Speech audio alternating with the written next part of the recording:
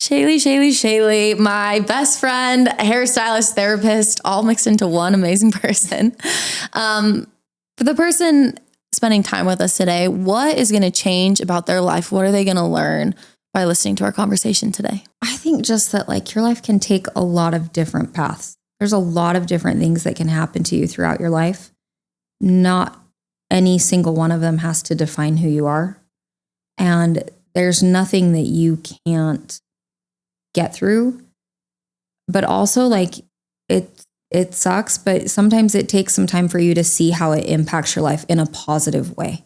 Sometimes the really hard things that we go through in life end up coming back around and being your superpower later on in life. So not everything that's traumatic that happens to you is a negative. But somehow can be your superpower. It can become your superpower. I would love to learn that.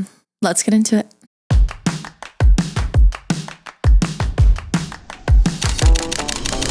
Wait, are we recording? Hey there, it's me, Liv, and welcome back to 20 Something.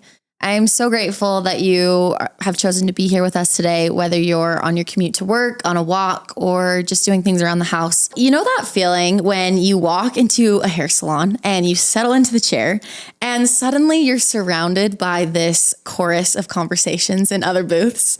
Someone's chatting about a brand new job they just got, someone's going through a heartbreak, and then there's always that like tiny bit of juicy tea that you just know you probably shouldn't be overhearing, but it has nothing to do with your life. So it's like really intriguing.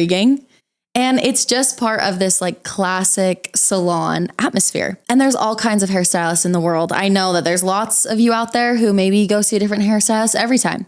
And then every once in a while, there's that very rare person who just starts out as someone who does your hair. They not only turn into a friend, but it's almost like a life coach in disguise. Someone who not only refreshes your look, but also helps you totally refresh your outlook on life. And I have been lucky enough to have one of those hairstylists who has turned into one of my very, very best friends. And I am so excited to get to introduce you to this incredibly special person. Shaylie, I am so happy that you are here. I love you.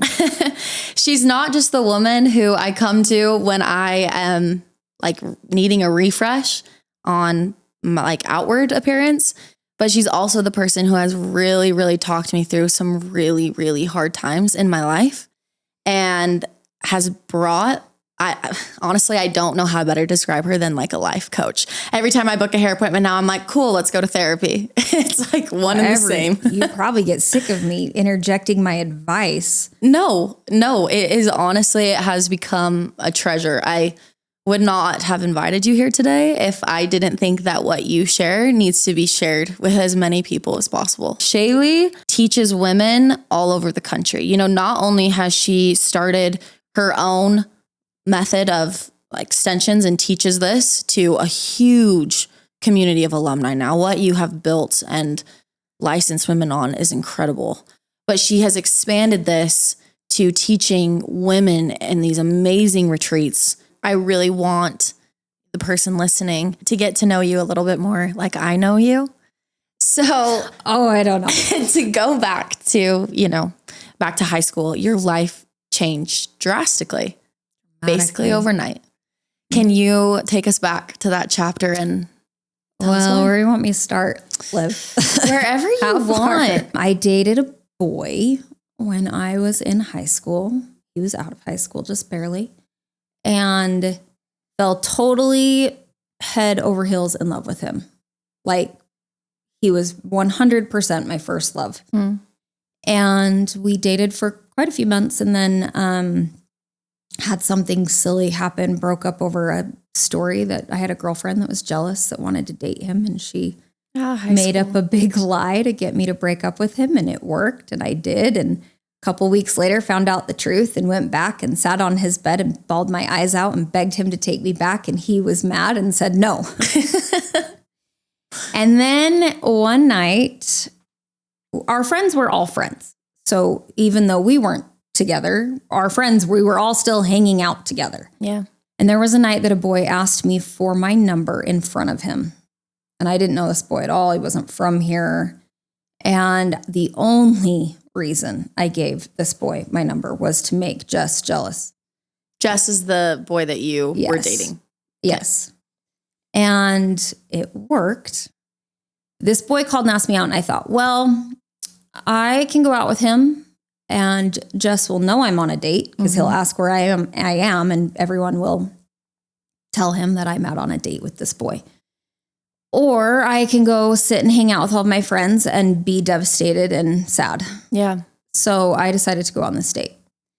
Now, I am giving like super Reader's Digest Cliff Note version to this.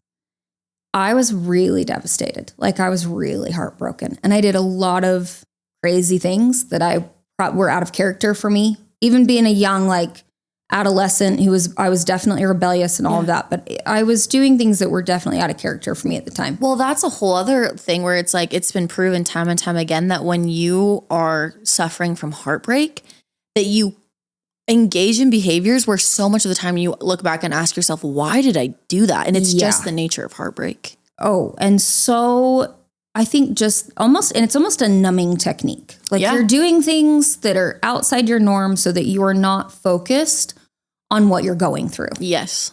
And I think especially at a young age, it's how you deal with traumatic things. Yeah. Because you don't know any better. Yeah. So I went out with this boy. He called. I agreed to go on a date. Went on a few dates with him. I think it had maybe been 2 weeks. I had gone out on 4 or 5 dates with this boy. And I got pregnant. And I had kind of snapped out of it. Like it had been enough time that before I knew I was pregnant. I had been out with him enough to know he was not someone I wanted to date. We did not align on anything. I didn't really even think he was attractive, if I'm honest. But it was just someone to hang out with and make this other boy that I was in love with jealous. Yeah. And I had pretty much kind of blown him off even. Like, I don't know what I'm doing. I had kind of just started to snap out of it. Like, I don't know what I'm doing. I don't even know why I'm going out with him. And I had kind of blown him off. And then I found out I was pregnant. What was that moment like? Shock. Yeah. Surreal. It's almost not real to you in that moment. And then in another really strange way, I don't think you and I have talked about this before, almost like I knew. Like it was something that was almost like foretold. Really? That I didn't know, but I knew. Like it wasn't that surprising? Yeah, which was interesting because I was the first one of my friends to get pregnant. Yeah. But I was the last one of my friends to lose my virginity. Yeah. So like, it wasn't like I was sleeping around a whole bunch and like, but I definitely had gone off the deep end after I broke up with Jess. Yeah. For sure. And I find out I'm pregnant and I'm shocked and are you 17? Barely 17. I turned 17 the first week of May. And I found out I was pregnant the last week of June. Okay. Barely. So barely. That night, I think it was like 4 hours after I had taken a pregnancy test. I went to a party with all of my friends. I'm the new designated driver because I just found out I'm pregnant. Yeah. So they want to go to this party. I'm going to go to this party with them. And we go and Jess is there. And he came up to me and he said, "This is so stupid. I'm miserable. We need to talk. We should just be together. I don't know what I was thinking." And I just looked at him and I just was like, I can't talk to you right now. And in my head, I just thought, what am I going to say? That I'm pregnant with somebody else's kid? Yeah. Like how's that going to work? Yeah. And it had only been 4 hours. So the news was a little fresh. Yeah. To say the least. Yeah. And he just kept saying like, we just need to talk. We need to talk. And I just said, I can't talk to you right now. Yeah. Well, he thought that I was just being a brat to get back at him for the night that I sat on his bed and bawled my eyes out. And he said no. Yeah. And so he took a girl home from that party to make me jealous. And she didn't get pregnant that night, but she got pregnant pretty quick. I know I've said this to you before, but man, someone needs to make a movie of this. Yeah. So they ended up dating. He took her home from this party to make me jealous. Same thing. Like, I'm going to go out with this girl. She's going to know I'm going out with this girl. Yeah.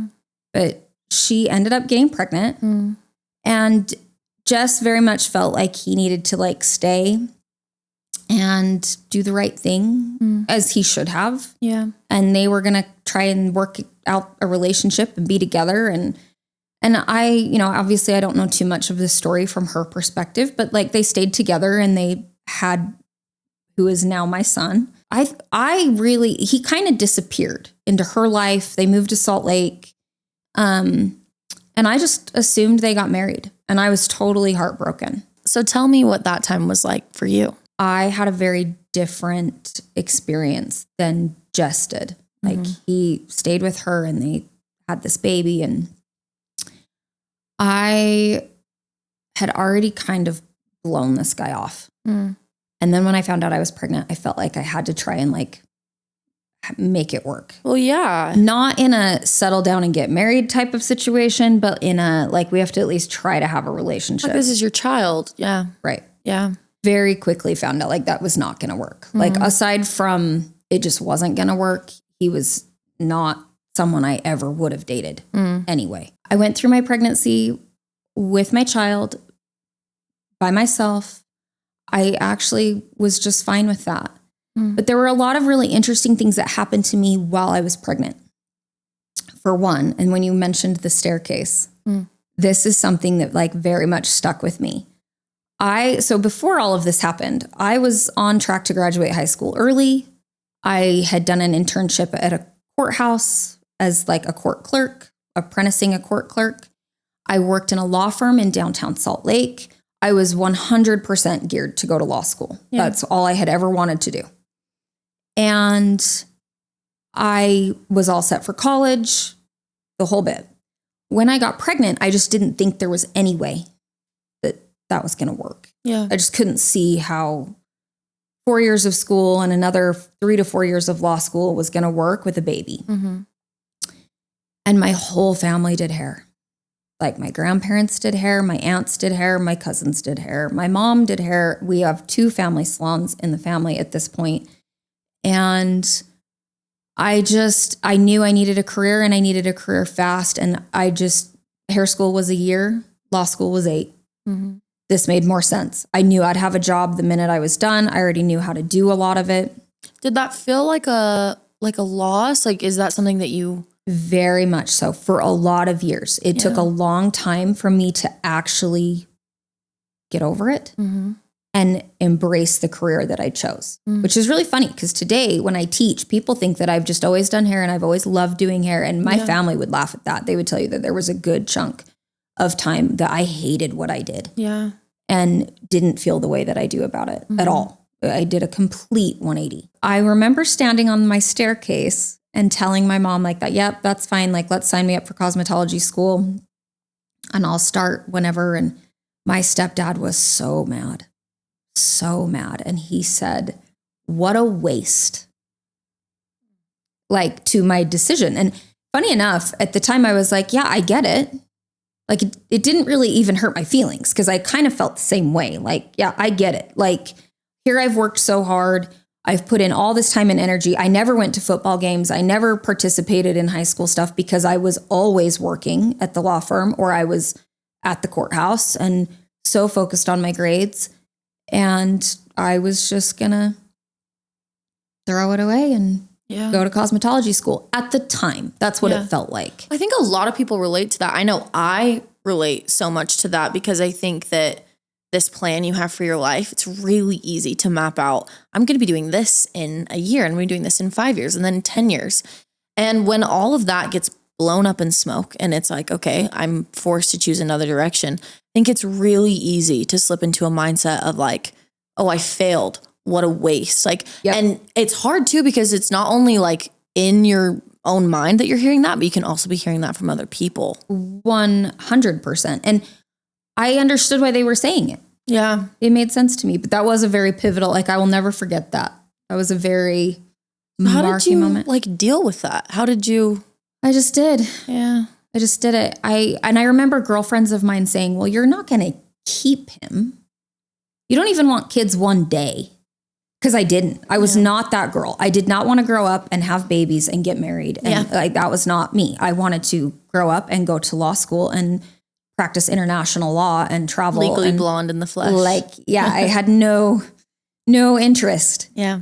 And I just remember from the moment that I got pregnant with him, I knew he was mine.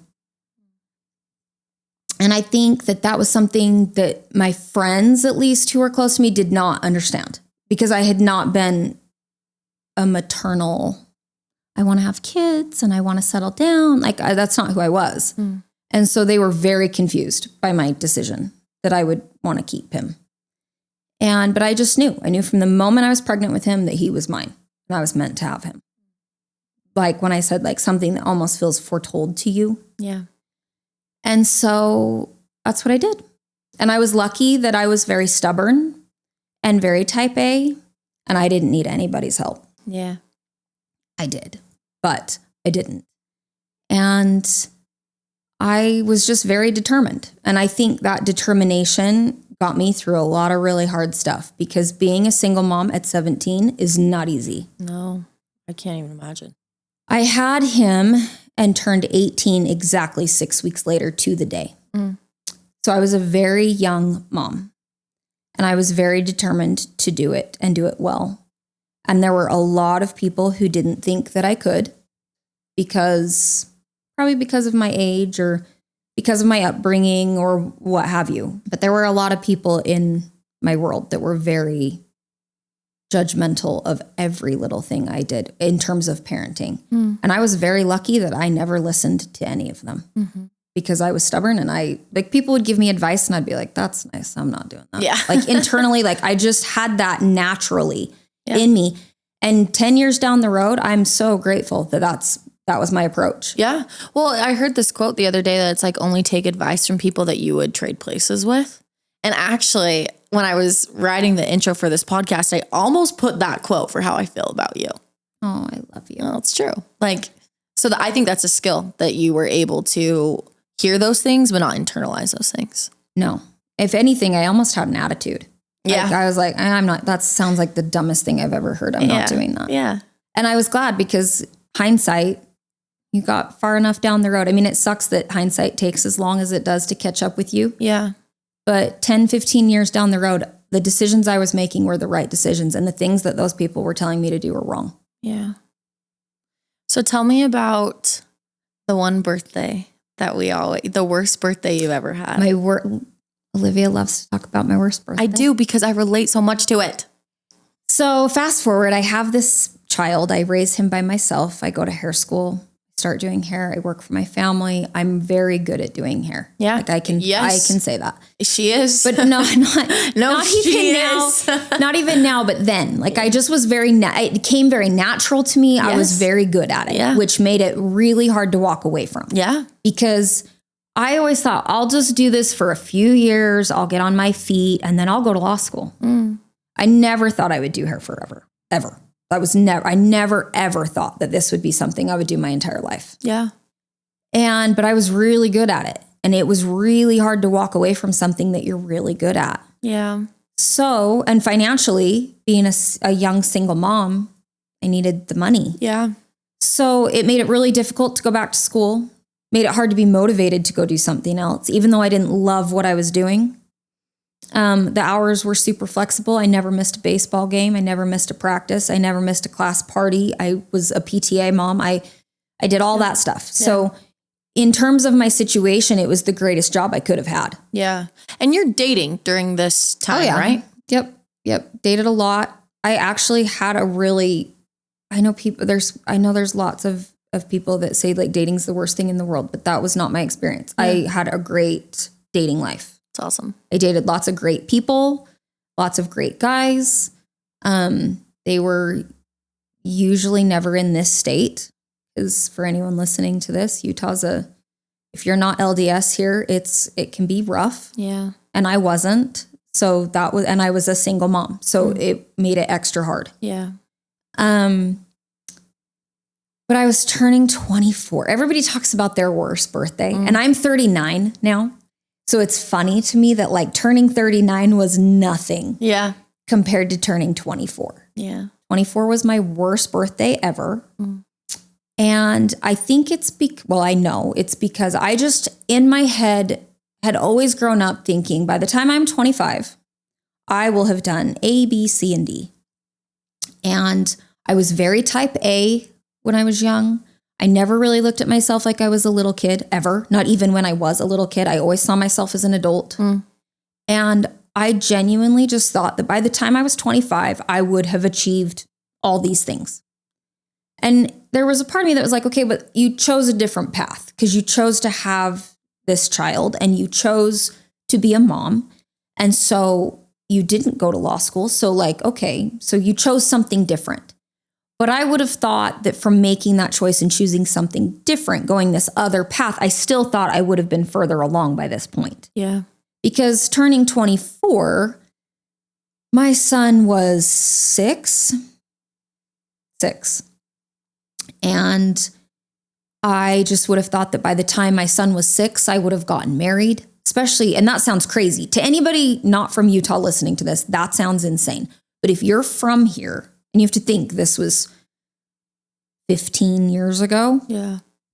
Like, it's strange. There's a pressure here. There's a lot of pressure here to be married before you're 25. Yeah, there is. And I turned 24 and I thought that by the time I was 25, I would have done all these things. And that's only a year away. And I've done none of them. Yeah. Because not only did I not take this path, I chose this other path, but I also didn't get married and I didn't have more kids. Like, okay, so you chose to be a mom and settle down. Yeah.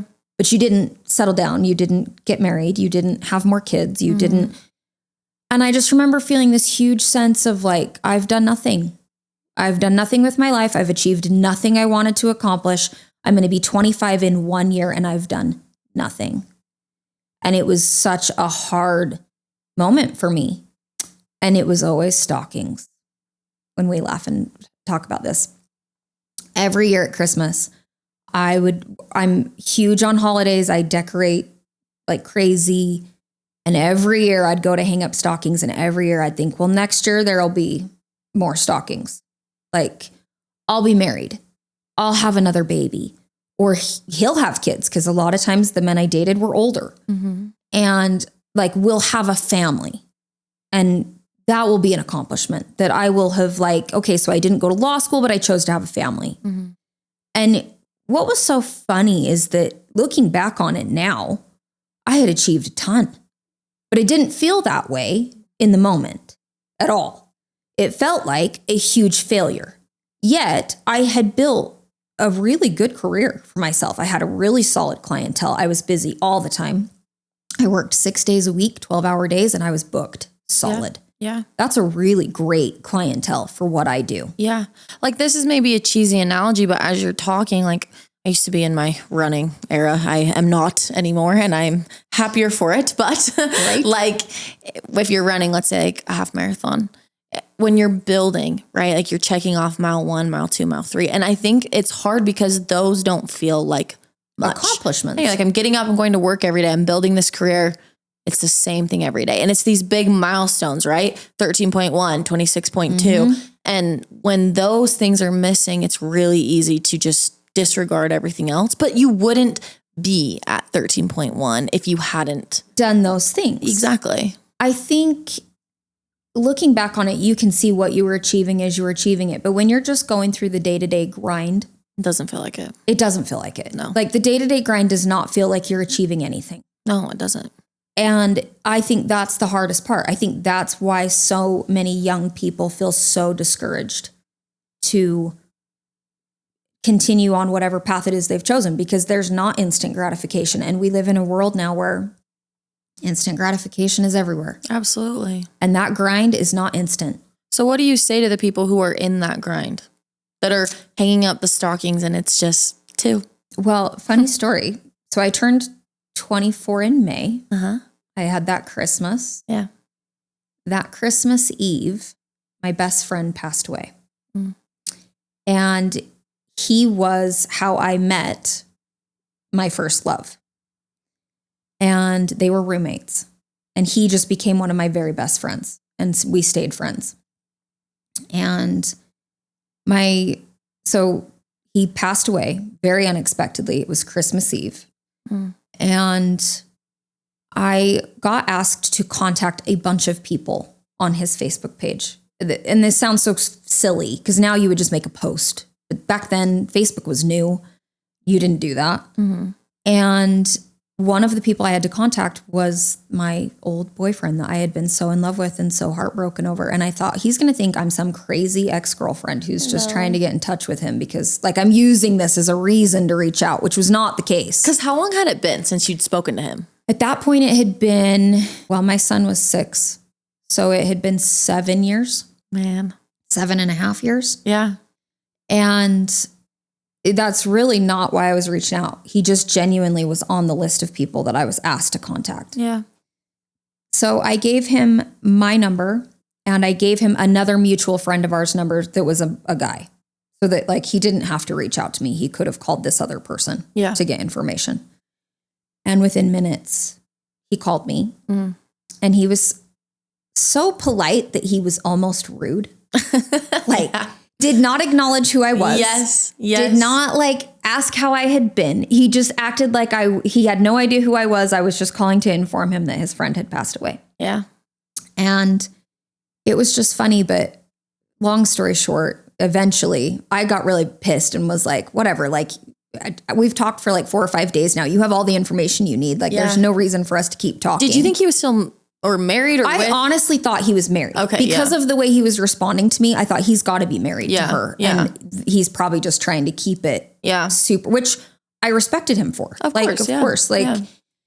And so I finally sent a text that was like, this is the last piece of information you need. There's really not a reason for us to talk anymore.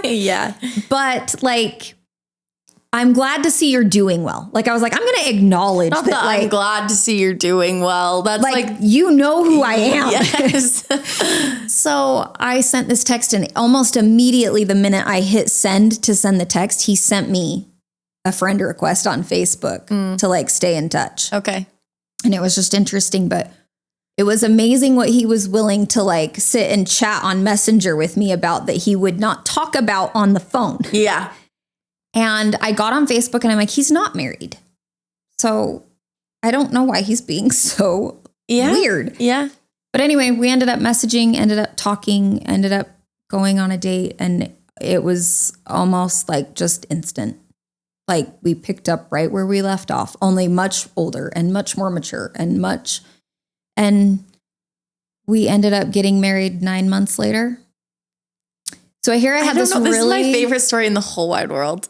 It was really crazy. But we were talking about getting married probably 2 or 3 weeks after we like reconnected. Wow. Which was crazy. That is crazy. We ended up going to the memorial together, which was really like, let's give everybody something to talk about. Yeah. Because you show up to this memorial where we have a lot of old friends and we came together and that was a huge thing. Everybody knew our story. Everybody knew that, you know, he got pregnant with and I got pregnant and went our separate ways. And, so it was interesting. It was a crazy thing, but yeah, we ended up getting engaged and getting married. So here I had my 24th birthday in May. Christmas Eve, my whole life changed. And I was married the following September. So I turned 25 and got married 3 months later. And then had 2 sons and a husband and more stockings. And more. A year later. So you just don't know. Like, I think there's moments that you can have that you feel like you're not achieving anything or your life's not taking the direction you want it to take. And my dad always says to me, things can change in 24 hours. Like like your life can literally change in 24 hours. You just don't know when that's going to be. So you just have to keep at it. Yeah. It's not to say you should just sit back and wait for change to happen. No, but I think that like your story so beautifully illustrates this principle that it's like, if you keep showing up and you do the grind, even when it feels like it's not rewarding you anything, that life rewards you. It pays off. Because imagine the Shaylie at, 25 and 3 months old that knew that she was going to marry. Like the love of her life. If someone had told me on that 24th birthday that in a year I was going to be engaged to the person that had been the love of my life, that like the person I never got over, the person that I had been in love with since I was young, I would have laughed at them. In fact, I don't know if I've ever told you this, but there was a moment he came down to make me dinner, and it was like our first date again. Like the first time we had actually hung out after talking for a couple weeks. And he was standing in my kitchen, leaning back against my sink, and I was leaning against my stove. And I just remember looking at him we're like in the middle of a conversation and he's talking to me.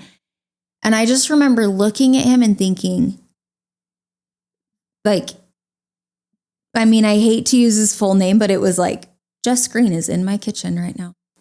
This boy that like I've been so in love with is standing in my kitchen right now. Like, what? How did I get here? You almost feel like you're in the Twilight Zone. Like, how is he standing here? But it just, and it's funny because by the time we reconnected, I had actually really moved on with my life. I wasn't head over heels in love with him anymore. I had been for years after that happened. It took a long time to get over it. But I had really moved on and was really past it. And then it was like, just as I was really past it and had moved on with my life, he came back into it. So and this comes up a lot. I mean, our boys are adults now. And we say all the time, like, if something's meant to be, it will be. Yeah. If somebody's meant to be in your life, they will be. But the timing is everything. And it was for us. Timing was everything. In fact, this has come up a few times since I've been married. Like, do you think if we had stayed together when we were young, do you think if we had gotten married, if we had never been with anybody else, if we had just been with each other, do you think we would have stayed married? Yeah. And I don't think we would have. Well, you evolved so much as people. Like your life had forced you both to evolve and grow up. So and we had learned a ton. And also like I got to experience a lot of life in those 8 years that we weren't together. And it was good for me. Like there were things I needed out of that time. That have made me a better wife. And a better person and a better partner. And I just think like, and same with him. And I think that's like the whole point, right? Well, maybe not the whole point, but one of the strongest points is there have been so many times that I am sitting in your chair so freaking heartbroken. And I don't know what it is about a salon, or maybe it's just you just bare your whole soul. No, actually. And there have been so many times I've said to you, I'm like, I literally don't know like how I can do this. And it's like those moments, right? And because you went through that, like you have this gift of being able to be like, it's going to be okay. Yeah. And I think that's the most important thing for every listener, the person spending time with us today is like, you are not the exception to this rule. You are not counted out. You are not forgotten, no matter where you feel, no matter where your story is. Like the dreams that you have, the crazy, ridiculous dream of marrying your high school boyfriend who you loved for years, like good things like that can and will happen to you. They will. You just have to get through it. Yeah. And you just have to keep pursuing whatever it is that you're pursuing. Sometimes you don't even know what it is you're pursuing, but you just have to keep pursuing it. And those hard things give you the ability to sit with people, because like losing your best friend, you've lost other people in your life. My cousin who passed away, who was one of your very best friends. Like being able to, like my dad, like there's been so many times that you've been able to sit with me because you endured hard things. So that's something that you and I have talked about. And when I'm out teaching, that's something that I very much try to touch on. I think when really hard, traumatic things happen to you, it's not to say that you don't deserve to take a moment and breathe through it. Sometimes that's all you can do. Yeah. But as time goes on and life continues, you do have a choice to either be a victim to it or to make it your superpower. Yeah. Through teaching.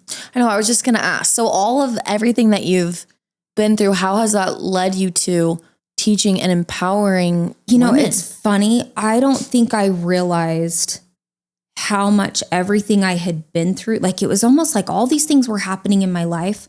And once I started teaching, then I understood why. Yeah. Once I started teaching, then I got it. Like, oh, I've been through all these things. All of these things, they were almost like a resume for me with teaching. I can help with this because I've actually experienced it. Yeah. What's been a moment with a woman that you've been teaching where you had that realization? I've had a few, and they touch on different things. So at this most recent class, well, not my most recent class, a couple classes ago, I had a girl that had crippling anxiety. And I was very much able to help with that because at one point in my life, I had crippling anxiety. Yeah. And I know what a panic attack is. I recognized it on her face before she even got to a full anxiety panic attack. I saw what was happening. I could read it in her face because I've lived it. So another experience, my son is dyslexic. I mean, we went through private tutors and hours and hours and hours of tutoring and homework and special help and reading and just to help him, right? And it was honestly, as a mother, it was probably one of the most trying things I've been through. Like it was so hard for me. And probably because I'm dyslexic myself, I learned that when I realized that he was. I don't know if I knew that. Yeah. And so I think I just have a very different personality. I'm very type A and I'm a perfectionist. So my way of dealing with it was totally different than my son. Yeah. Anyway, I ended up with a girl in one of my classes. I do this thing at the end of my class where I will tell them to write down the steps to what I teach them. I don't give out a printout because I feel like they retain it better if they write it down. Yeah. But then I check it. Like I go over it and I check it to make sure they didn't leave anything out, because if they did, that's what we need to work on, right? I know what they can remember from memory because they wrote it down. But if they left something out, I'm going to know that. So I had a student once that she did not want to give me her notebook. And it was because she was dyslexic and she was a horrible speller. And it just was this like come full circle moment for me. I don't even know why I would get emotional about this, but she just was so, I think, so terrified that this person would think that she couldn't write or read. And I know what that's like because of my son. And in that moment that I was able to just look at her and be like, my son's dyslexic and I know how hard it is. And you don't have to worry. Yeah. Because actually I'm really great at reading phonetically because I've had to do it with my son his whole life. And you don't have to be embarrassed. And I can help you. And also there's this quote that I want you to remember. And it was something that I used to say to my son when he was going through it. And I'd say there's a lot of people don't know that Andrew Jackson, our president, regardless of what you think of him as a president, he was dyslexic. And one of the things that they used against him in the camp, whoever it was that campaigned against him, used the fact that he was a horrible speller as a reason that he was not qualified to be president. Andrew Jackson's rebuttal to this was, well, it's a damn fool who cannot think of more than one way to spell a word. I love that. And I love that. And I have, with my son, that has been a quote that we, as he was growing up, like, there's more than one way to spell a word. And you're smarter for knowing more than one way. You're smarter for knowing phonetically that there is more than one way to spell something. And so I shared that quote with her, and just to see her face change and the rush of like relief that you could see over her face. I don't even know why. Of all the things we've talked about, that would be the thing that would make me emotional. But I think just to know in those moments, like with teaching, all of these things that I have been through have collectively come together and have become my superpower with teaching. Yep. Because I am able to help younger people learn a skill who would have been, I mean, she would have been terrified for somebody else to look at that. And you can tell in talking to her how much it's affected her growing up and how much it hindered her and how much it made her terrified to like take classes or get continued education. Yeah. And I think I get emotional about it because I know what it's like as a mother to watch my child and how much it's affected him. And so just, I think the relief, like for me to know in that moment how much relief she felt was huge. Yeah. But I think all of the things that you've been through collectively come together and become your superpower when you are trying to help other people. It's like the ability to say, like you said to her, like, no, I've got you. I've got you. And it's not just I've got you because I care, which is great, but it's I've got you because I've been there and I understand. Yeah. I don't know why that's the story that makes me emotional. That's beautiful. And I think that's the whole point. I think I'm very passionate about teaching. Yeah. Especially younger generations because of the Ralph Waldo Emerson quote that I told you about. Yes. That is how, like that for me, that quote describes how I feel about teaching. Yeah. And how I feel that it is what I'm called here to do. Yeah. I was going to read it at the end, but should we read it now? Read it. Let's read it now.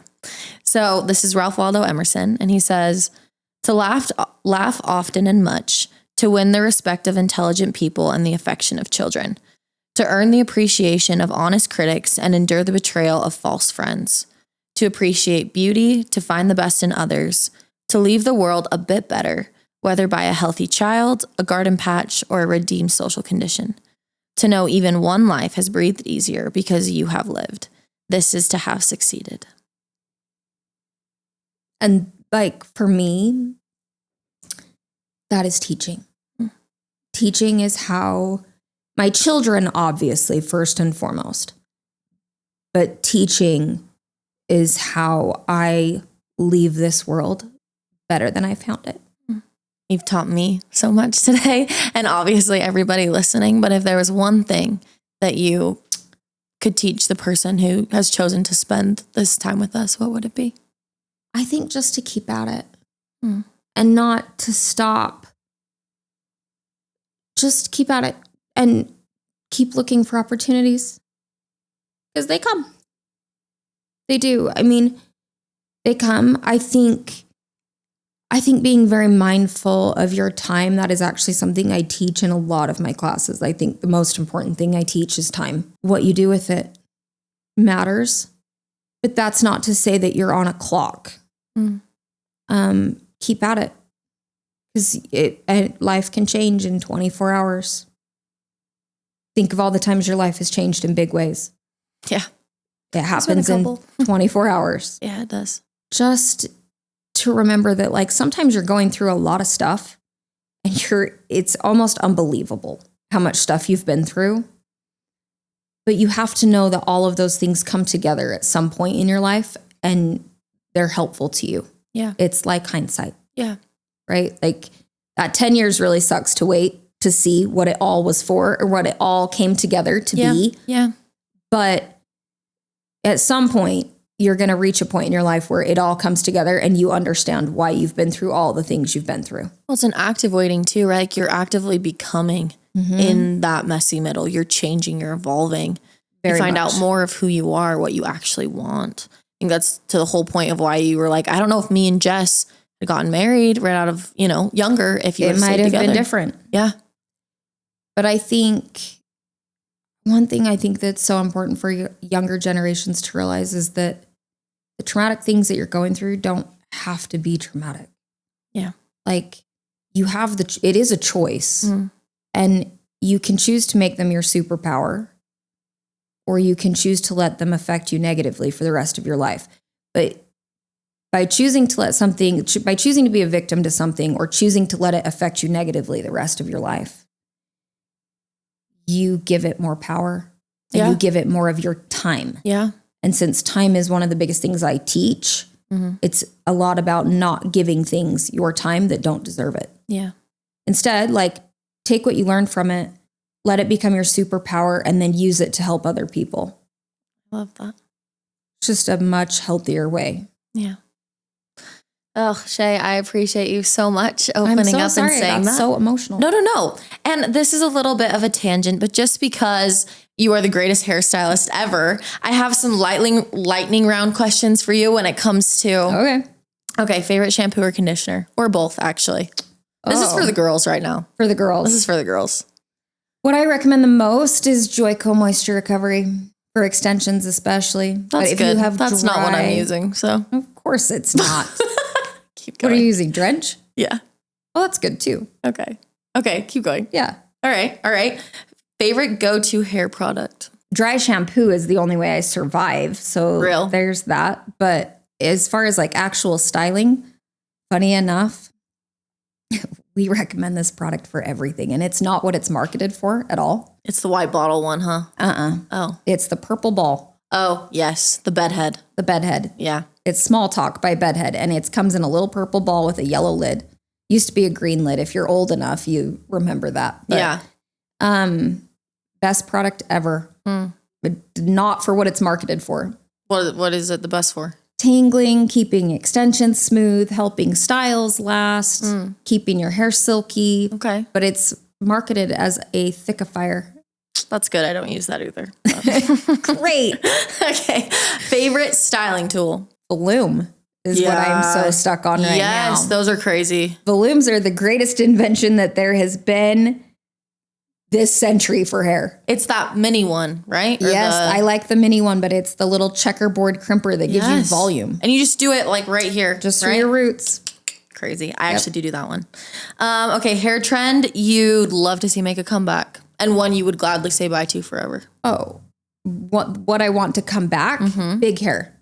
My hair can never be big enough. You would thrive with big hair. You would thrive. Literally, like my hair could never be big enough. You would thrive. So I bring the 80s back all day long. Yes. I'm here for it. Yes. One that could go away, honestly, this which is already is kind of on its way out, thank God. But the silver blonde, like I want to be an ice queen, ash blonde. I like hair is not meant to be that color. Yeah. And not just because I don't. It's not that I can't do it. I You're just like don't hurt it. I don't love it. I don't love it on anybody. Yeah. Okay, favorite hair color you've done on me? Answer wise. This is a test because we're dyeing my hair in 3 weeks. We've done so many. I know. It's like from brown to blonde to brown again. We've done so many. I don't know that I could pick a favorite, and I'm being honest. You're one of my clients that can be anything. You can be really no. You are one of my clients that can be any color except red. Yeah. You hated the red. I didn't. I just don't think it suits me great. I will say I love a really great balayage on you. Oh, like I love when we have dimension through it and like some highlights, but not a ton. But yeah, I do love that. However, you have not been rich and dark for a long time. I know. And so, spoiler, that's what we're going to try. Yeah, that's what we'll say. It's like we're due. We're due. We're due. And it will be beautiful. And your eyes pop so much when you're... Oh, you're so nice. Okay, stop being so nice to me. But Shay, I really, really appreciate you being here. I appreciate you being so vulnerable and open and honest about everywhere you've been and all the things. How you got there. I'm sorry I got so emotional about that. Don't be sorry. Thank you guys so much for spending time with us today. I hope that Shaylie's story gave 1/10 of the inspiration that she has continued to give me over my entire life. Maybe it even felt like you were sitting in the salon chair with us today. Remember, however unexpected the twists of your life may be, you can always create a beautiful life. So share this podcast with a friend, someone that you love, someone that needs encouragement like I seem to need every time I sit in Shaylie's chair. Because I am such a big believer, not even because all these things have happened in my life, but because I've seen them or heard them happen in hers. And just like these hard things that happen, and it's easy to be like, man, these hard things are always going to keep happening. When you hear it from someone that's been through the hard and has made it to a lot of the good, they promise you just as strongly that it's going to happen. So thank you so much for being here with us today. I am so grateful as always. Share this with a friend and we'll see you next time. That was perfect. Thank you so much. You were amazing.